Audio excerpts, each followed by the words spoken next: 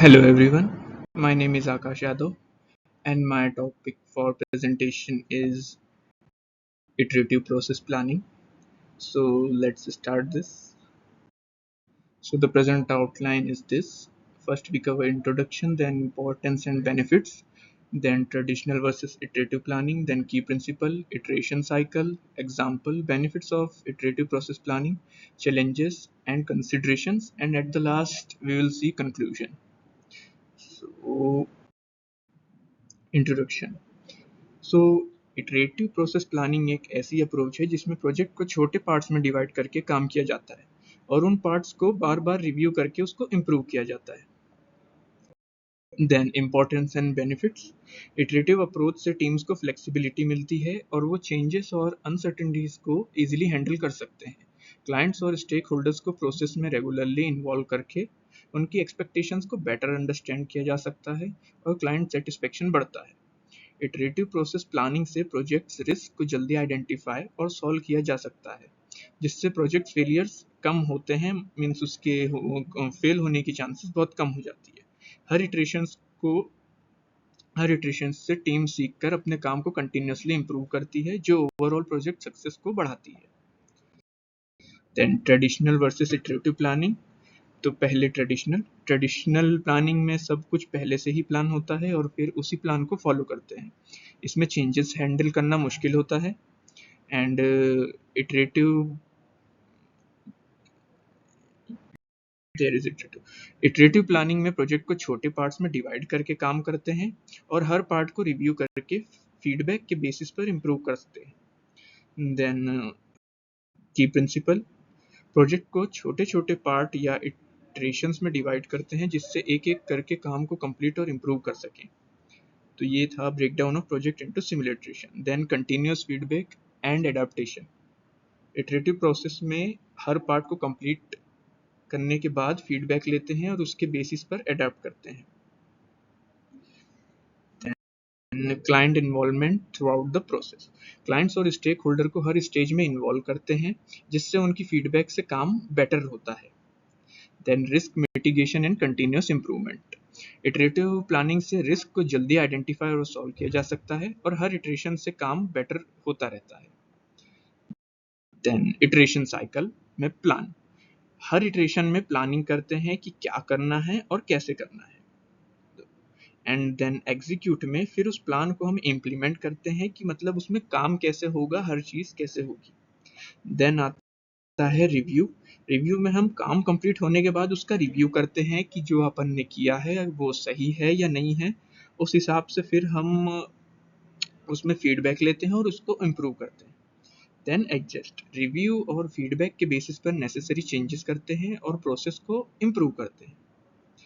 Then हमने एक example लिया है कंस्ट्रक्शन प्रोजेक्ट का. इसमें कंस्ट्रक्शन प्रोजेक्ट को फेजेस में डिवाइड करते हैं जैसे डिज़ाइन, फाउंडेशन, फ्रेमिंग.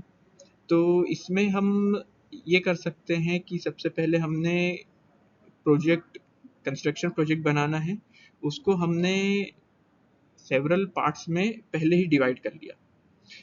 हर प्रोसेस को इटरेटिव तरीके से एग्जीक्यूट कर सकते हैं और उसमें जैसे कि wait a second. So yes, एक कंस्ट्रक्शन प्रोजेक्ट का एग्जांपल ले लेते हैं. मान लीजिए कि जैसे कि हम एक आर्किटेक्ट हैं, तो ट्रेडिशनल प्लानिंग में शायद हम पहले से ही सारी डिटेल्स डिसाइड कर लेंगे कि कितने कमरे होंगे, उनकी साइज़ क्या होगी, किस तरह का डिज़ाइन होगा, सब कुछ एक ही बार में फाइनलाइज कर लेंगे. बट इटरेटिव प्रोसेस प्लानिंग में हम शुरुआत में कुछ सिर्फ बेसिक आइडियाज़ लेते हैं, जैसे कि मे बी फ्लोर कितने होंगे, किस तरह का लेआउट चाहिए. फिर हम पहला इटरेशन शुरू करते हैं जिसमें एक एक्सपेक्ट पर फोकस करते हैं, जैसे कि लिविंग रूम का डिज़ाइन. जब हम लिविंग रूम का डिज़ाइन फाइनलाइज करते हैं तब हम उसे रिव्यू करते हैं. मे बी क्लाइंट्स को पसंद आए या फिर कुछ चेंजेस हो एंड उस फीडबैक के बेसिस पर हम नेक्स्ट इटरेशन प्लान करते हैं, जैसे कि शायद किचन का डिज़ाइन या फिर एक अदर रूम का layout.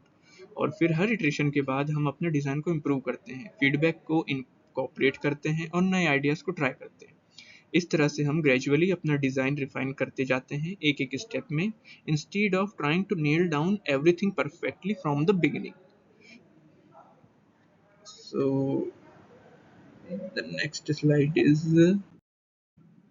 benefits of iterative process planning. Then flexibility and adaptability. Iterative planning से टीम को फ्लेक्सिबिलिटी मिलती है और वो चेंजेस और अनसर्टेनिटीज को इजीली हैंडल करते हैं. Client satisfaction and involvement. Client को प्रोसेस में रेगुलरली इन्वॉल्व करके उनकी एक्सपेक्टेशन को बेटर अंडरस्टैंड किया जा सकता है और क्लाइंट सेटिस्फेक्शन बढ़ता है. Then risk mitigation.